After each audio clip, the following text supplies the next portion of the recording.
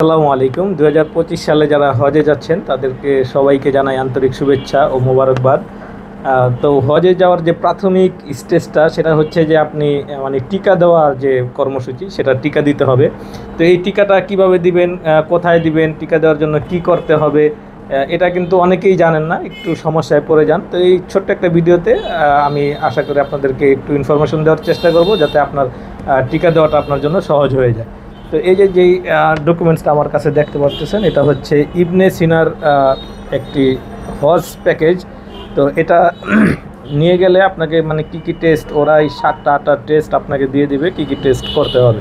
তো এটা নেওয়ার জন্য প্রথমে আপনাকে আপনার যে হজের মোয়াল্লেম আছে বা হজ এজেন্সি ওদের কাছ থেকে আপনাকে যেই ডকুমেন্টসগুলো লাগবে ওদেরকে বললে ওরা আপনাকে ডকুমেন্টসগুলো প্রোভাইড করবে। কিছু ডকুমেন্টস লাগবে, ওই ডকুমেন্টস নিয়ে হসপিটালে গেলে আপনি বলবেন যে আমি হজ প্যাকেজের টেস্টগুলো করাইতে চাই, তো ওরাই আপনাকে সব করে দেবে। এখন অনেক হসপিটাল আছে, তো আমি ইবনে সিনার কথা কেন বলতেছি, কারণ আমি যখন টিকা দিতে গেলাম তখন অনেকের সাথে এই পরিচয় হলো, কথা হলো, অনেকেই জানেন না যে ইবনে সিনাতে বিশাল একটা ডিসকাউন্ট দেওয়া হয়।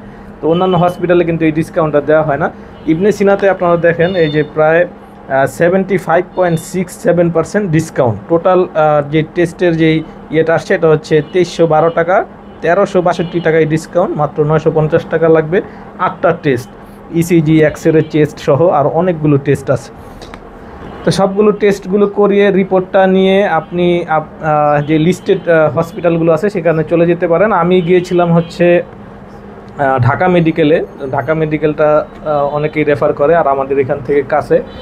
তো ঢাকা মেডিকেলে যাওয়ার পরে একটা বিশাল এক্সপিরিয়েন্স, যে দেখলাম যে ওইখানে বিশাল কিউ, মানে 1-1.5 লোকের একটা লম্বা কিউ।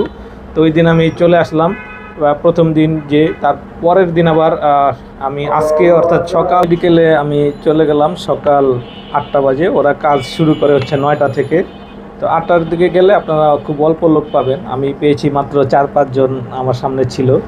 তো এটা খুব আমার জন্য ইজি হলো, খুব দ্রুত করে ফেলতে পারলাম।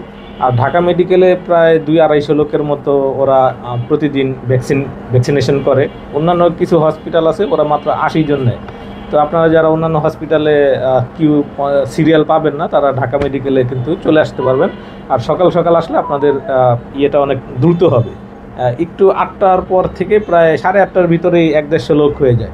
তো আপনারা চেষ্টা করবেন একটু 8টার আগে চলে যেতে। এটা ঢাকা মেডিকেলের ইমার্জেন্সি গেটে যে আপনারা যে কাউকে জিজ্ঞাসা করলে দেখিয়ে দেবে। আর যে এহরাম পরে আছে এটার একটা উদ্দেশ্য আছে এই কাপড়টা পরার।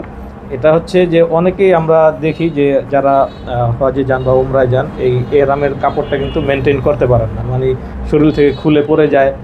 আবার অনেক এমনভাবে পরে পুরো পেট, পিঠ, মানে বুক টুক সব কিছু দেখা যায়।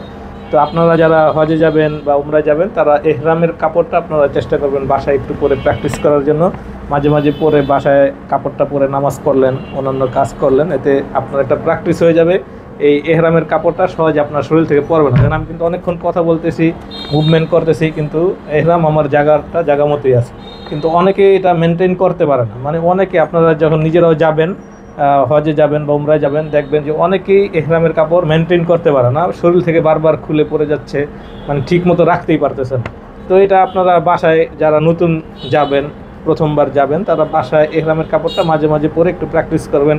এহরামটা পরে নামাজ পড়লেন, এটা আপনার জন্য একটা প্র্যাকটিস হয়ে যাবে। যাই হোক, সবার জন্য শুভকামনা। আর যদি কোনো ইনফরমেশন আপনাদের মানে টিকা দেওয়ার বিষয়ে কোনো ইনফরমেশন জানার থাকে তাহলে মেসেজ করে দিতে পারেন, ইনশাল্লাহ রিপ্লাই দেওয়ার চেষ্টা করব। সবাই সুস্থ থাকেন, ভালো থাকেন, আল্লাহ হাফেজ, আসসালামু আলাইকুম।